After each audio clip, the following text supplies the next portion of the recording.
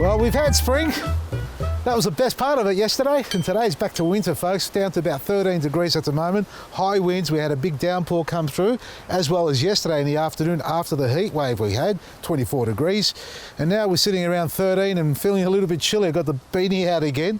And look, yesterday while it was hot, I came outside to inspect the garden because up until then, we've only had a few days over the whole spring period, which has been a month and a bit so far. A couple of days of warm days, or hot days, let's call them.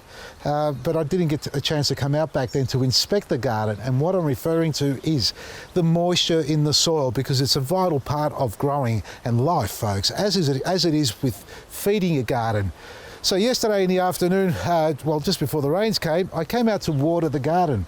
And a couple of things I've established I knew about, but I thought I'd bring to the forefront and put some more awareness into everyone's mind about gardening and what they do through the season. One is when it gets hot and you're watering the same amount of water as you do on the cool days, chances are you're not giving your garden bed enough water. And second to that, here's a little tip. If you don't have enough plants in your garden like I have here, which I have got here, I should say, you will always find that you'll find dry spots in your garden. And what do I mean by that? Well, yesterday I was watering the garden and planting at the same time. Now, I've planted some brown onions over here. You can see little ones here, 1, 2, 3, 4, well, 4 or 5, I think there are. Yeah, there are 5. Bloody birds have been out here again. They've been digging up the mulch. Now, what I found here before I planted, as I started to dig, this is after I watered, I found down below, because see, there's no plant life here other than what I've just done. When I'm down below, it's dry.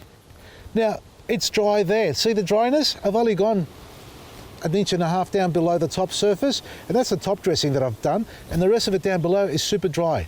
But if we come over here where there are more plants,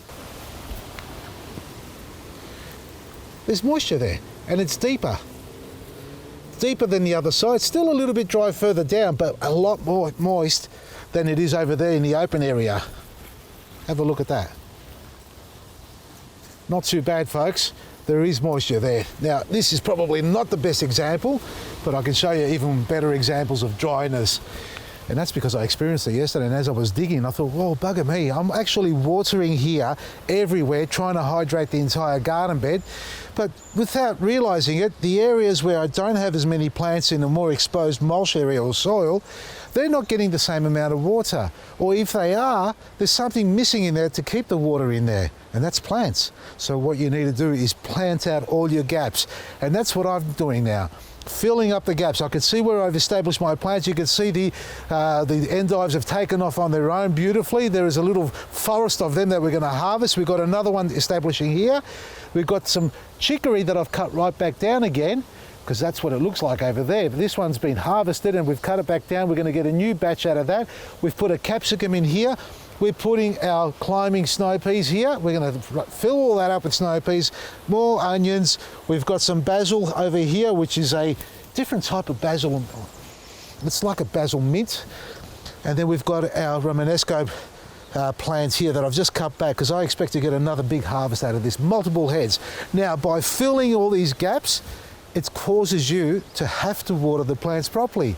And you know, the best way to know, this is, I've been doing this all my life, right? And I've just established another thing that I knew but I didn't actually express before. That plants will tell you when they're thirsty. Now, if you've got a garden bed with only 1 or 2 plants in it and you're trying to keep it hydrated, you'll never really know if that garden bed is hydrating properly unless you dig, or if you've got plants in there that start to wilt. So fill up your garden bed, because I prefer it that way rather than guessing, and then you've got to harvest. So plants, flowering plants, edible plants, all types that you can fit in your garden bed.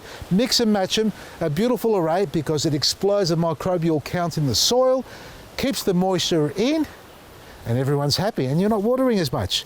So keep planting, because that's what I'm going to be doing, folks.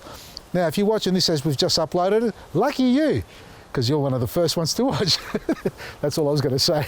Normally I say it's 3AW Radio, but it's not me today, it's somebody else. But tune into 3AW, then get out in your garden and pop down to one of our outlets. They're all open today, I think they are, or check our website to see which ones are, and you can click and collect it from the store, or meet the families at these outlets, because they're like-minded gardeners, passionate about what they do and sharing the love with you as well. It's all at Vasili'sGarden.com. Real people, real gardens, real food. From me, Vasili Maresi.